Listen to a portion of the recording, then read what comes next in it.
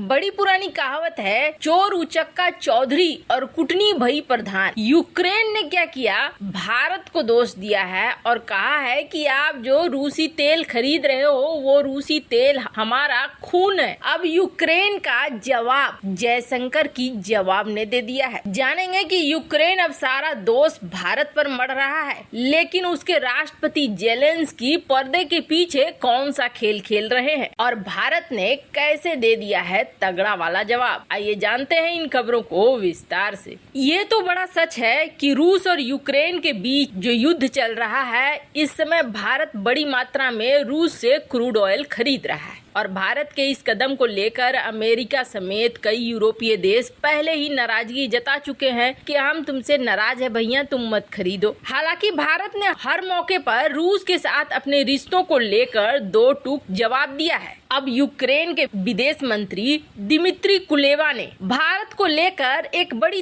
तल्ख टिप्पणी की है। वैसे आपको बता दें, दिमित्री कुलेबा ने इससे पहले ये बात बिना नाम लिए, भारत का नाम न लेकर, यूरोप और दुनिया के सारे देशों का नाम लेकर ये ट्वीट किया था, जो आप स्क्रीन पर देख सकते हैं, जिसमें कहा था कि आप मत खरीदिए रूस से तेल। रूस से जो तेल खरीद रहे हैं उसमें यूक्रेन का खून शामिल है। कहने का मतलब ये है कि आपकी वजह से पैसा मिलता है और पैसा मिलने की वजह से रूस इस युद्ध को लंबा चला रहा है और इस युद्ध को लंबा चलाने की वजह से हमारे यहाँ मौतें हो रही हैं। वैसे स्क्रीन पर आप देख सकते हैं इस वक्त ताजा स्थिति ये है, इन इलाकों पर लगभग कब्जा हो चुका है रूस का। हालांकि रूस बहुत ज्यादा यहाँ पर आगे नहीं बढ़ रहा है। पहले जो इलाके थे उनमें से कई इलाकों से उसने अपनी सेना को विड्रॉ कर लिया है, लेकिन ये भी बहुत बड़ी सच्चाई है कि कई सारे पोर्ट कब्जे में आ गए हैं और रूस का मंसूबा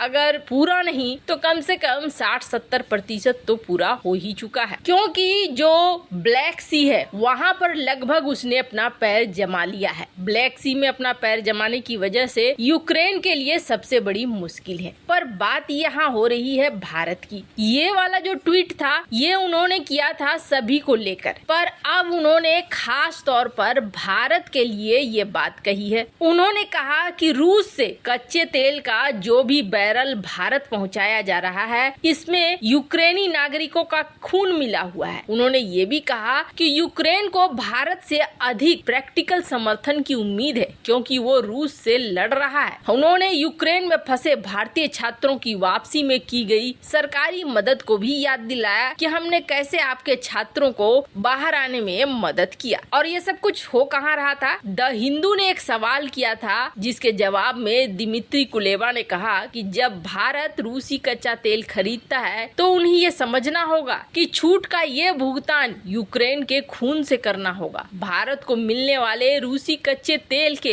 हर बैरल में यूक्रेन के खून का एक अच्छा हिस्सा होता है। हम भारत के लिए मित्रवत हैं, खुले हैं, यानी दोस्ती करते हैं। मैंने भारतीय छात्रों को निकालने में समर्थन किया। हमें भारत से यूक्रेन को लेकर ज्यादा समर्थन की उम्मीद थी, क्योंकि भारत और यूक्रेन दोनों ही लोकतांत्रिक देश हैं और दो लोकतंत्रों को एक दूसरे के लिए खड़ा होना चाहिए। चलो, बात तो सही कहा, बात समझ में भी आई, लेकिन क्या ये जंग यूक्रेन रोक नहीं सकता था? क्या यूक्रेन के हाथ में ये जंग रोकना नहीं था? यूक्रेन ने ये लड़ाई किसके बल पर लड़ी? और दूसरी बड़ी बात ये है कि यूक्रेन जब जानता था कि रूस इतना ताकतवर है, रूस के सामने टिक पाना मुश्किल होगा, तो फिर वेस्टर्न दुनिया से यूक्रेन क्यों मिला? ये बहुत बड़ी सच्चाई है कि जब आप जानते हो अपनी शक्ति को, परखते हो अपनी शक्ति को, तो उसी अनुसार काम करना चाहिए। पर यूक्रेन ने ये काम नहीं किया। यूक्रेन ने जिस नाटो के लिए रूस के साथ पंगे लिए, क्या उस नाटो ने यूक्रेन को सदस्यता दी? नहीं दी। फिनलैंड के लिए, स्वीडन के लिए जितनी तेजी से प्रोसेस बढ़ा, क्या उतनी तेजी से यूक्रेन के लिए बढ़ा? नहीं बढ़ा, क्योंकि अगर यूक्रेन को मान्यता दे देता तो तुरंत आर्टिकल 5 के अनुसार उसे कूदना पड़ता इस युद्ध में। लेकिन नाटो ने ऐसा नहीं किया। नाटो ने बताया कि मुसीबत के वक्त ओटो नहीं मिलेगा और मुसीबत के वक्त नाटो नहीं मिलेगा, दोनों ही नहीं मिलेगा। तो फिर आपने लड़ाई क्यों उठाई?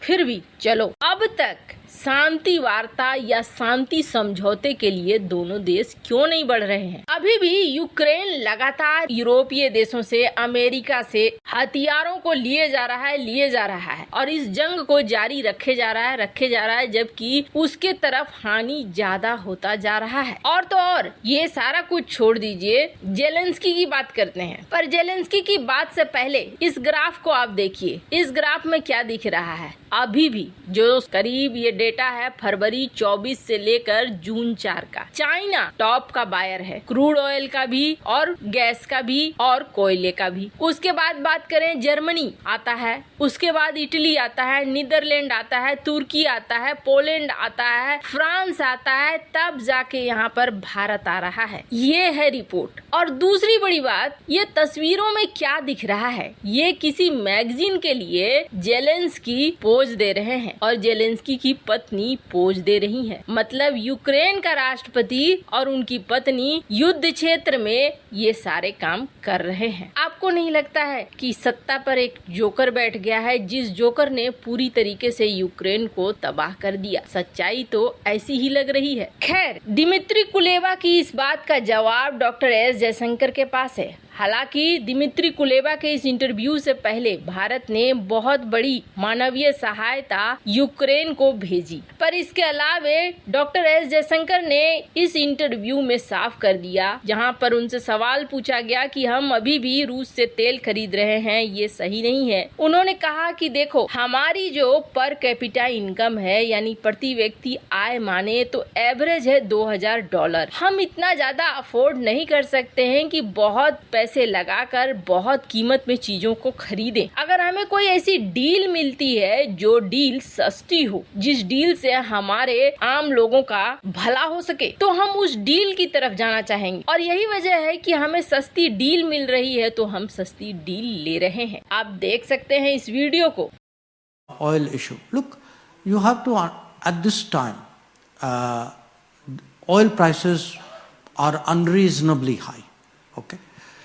Not only are oil prices high, so are gas prices. A lot of them, lot of traditional suppliers to Asia are also diverting them to Europe, because Europe is buying less oil and gas from Russia, or can buy less gas from Russia. So Europe is also actually buying much more from the Middle East and from other sources who would have supplied India. So it is a situation today where every country will try naturally to get the best deal possible for its citizens, will try to cushion the impact of this high energy prices, and that is exactly what we are doing. Now, we are not doing it. वैसे इन सब मामले में आपकी क्या राय है? Comment कर जरूर बताएं। जल्द मिलते हैं अगले वीडियो में नई खबर के साथ।